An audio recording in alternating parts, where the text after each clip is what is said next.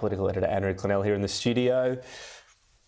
Ed says doesn't shift the dial. It's probably a slight disappointment with trim mean going up. I'm noticing insurance is really stubborn, education as well. I actually Googled school fees the other day.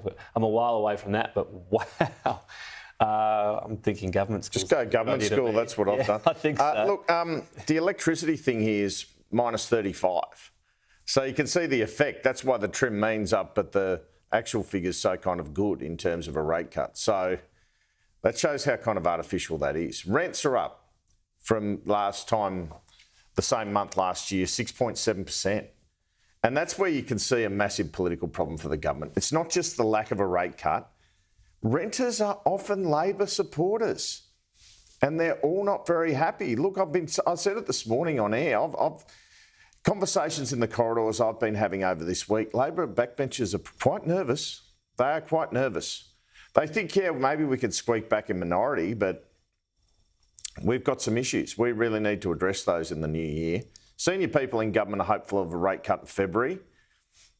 I'm not so sure that the backbenchers think that's going to happen, and that's what they're concerned about. On my to-do list is to dive right into higher rental areas to figure out the seats. It's been a busy end of the year. Obviously, everywhere, mate. Everywhere. But the really high ones. So obviously, we know the Greens inner city seats are a factor. And that's why it's red hot for Labor. So think of some of the Melbourne seats in particular, I guess, around that. McNamara Wills. Whether they can retain Brisbane seats, that's a big question around absolutely. Here. There's a feeling they might lose one or two of the Greens. Absolutely, after the state election. Where else do you think, if we're thinking renting off the top of your head? As I said, it's on my to-do list. So you're allowed to say ongoing conversations. But if this is a huge, flashing red light for Labor, outer suburbs, to me, I think more around first home buyers. But people rent everywhere. So I guess that's the thing. If it's a huge factor, it will hurt them a bit everywhere. Rent's bad. There must be some measure they can do for rent that they have to think about, I think, coming up to the election. Beyond it's a big concern. Because the Commonwealth assistance on that is the lowest income earners. It's getting the middle band, I guess. Yeah. Well, they could go there. They could definitely go there, couldn't they? That's what he did with electricity bill relief. There's a thought for the budget, which I'm sure will happen. Because, as I say, I think the election will be in May. As you've said. Oh, you just have to clip all these times I've set it up. Well, there's so many. Sometimes when we go back to find something, it's hard. I'm not making it hard. No, we've come up with a good idea. Because you could say that fights inflation like you did with the electricity bill relief. But they can't really subsidise rents. I mean, that's what the Greens have been demanding, all this rent-free stuff. So it'd have to be creative. But when I look at these numbers, that's the one that really sticks out to me. And I go, think about what's happened with rents over the last couple of years. Think about how many renters would traditionally vote Labor. And they're thinking when the Libs were in, I didn't pay as much rent. Yeah.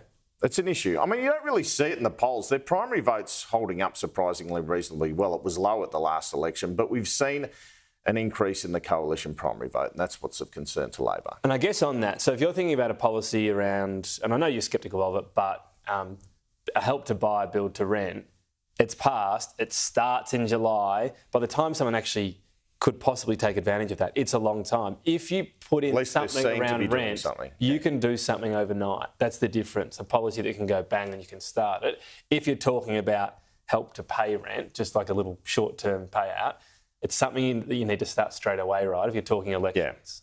Well, they have to do something that doesn't drive up inflation. Obviously would involve spending. Just like with the electricity, just like Morrison did with the petrol excise, rent is driving inflation. So you can argue by doing some sort of subsidy. Yeah. But the RBA that's real government interference, though, isn't it? I don't know how you do it, but. And I guess like electricity, the RBA would ignore the drop in inflation. There'd be an argument that people have spare money, but if they're really struggling, maybe they just don't fall behind, I guess. Where is this rate cut coming, though? I mean, is it 2026? I mean, I know that sounds a little bit crazy, but if inflation stays stubborn and even increases a bit, and then obviously you have to roll the electricity bill relief over, it's almost like you get caught in this trap. And that's why they didn't want to do the petrol excise cut, Tom, because they said it's so hard to roll back. Well, the electricity bill relief, how hard is that going to be to roll back? Because the increase that would land on July 1, and this is what I think is interesting for the coalition, if they get into power, how do their first act is basically increasing people's electricity bills. Well, even outside of that, what do they promise to do at election time on it? Yeah. I think on a rate cut, if you look at the history of the RBA, when there's a long pause, they wait for something definitive. They don't go, yeah, things aren't great, let's have a rate cut, because you risk inflation again. So Are we saying no rate cut before the election? I don't think there will be now. Wow. Even a May election, you won't get one in there. I don't think so, unless you see, because they're going to wait for something like, gee, unemployment's ticking up. The economy as a whole, not just for people doing it tough, because they want to. They need a material reason, not just. So they need the economy to get one. slammed, which would hurt the government as well. Even just unemployment, clicking. Clearly up to 5.5, but at the point they go, okay, now there's a concern That's around... That's never going to happen with these labour shortages. That's kind of the issue. Probably not, yeah. So I'm not definitive, but that's just my past month, that's where I've come to, that there won't be one, and it could be a lot later than people even expect. Look, these figures could be worse for the government, right? Yeah. They can say we've got inflation with a 2 in front of it, but it doesn't lead to the rate cut that they so desperately want politically. Inflation could be under control with unemployment really good and the so-called soft landing is achieved, but people are like, yeah, but we've had a terrible threat. But you don't get a rate cut. You just stay at this rate level for forever. Or the rate cut's coming soon, but not yet, I guess is the concern. Yeah, but I mean, if the government gets up and says the rate cut is coming they can't. soon, no, they can't. Everyone's going to go, well, that's what you said last time. That's a load of BS. They need economists and us to say it and so on, I guess. Well, not necessarily just us. Don't get Warren Hogan on then. He'll say the rate increase is coming, won't he? Which it isn't. It's not. These figures show again that isn't occurring, and nor should it. We'll see. You and Warren Hogan both like sticking your neck out. We'll talk again later in the but I'm right more often than that is. There's a message for you, Warren.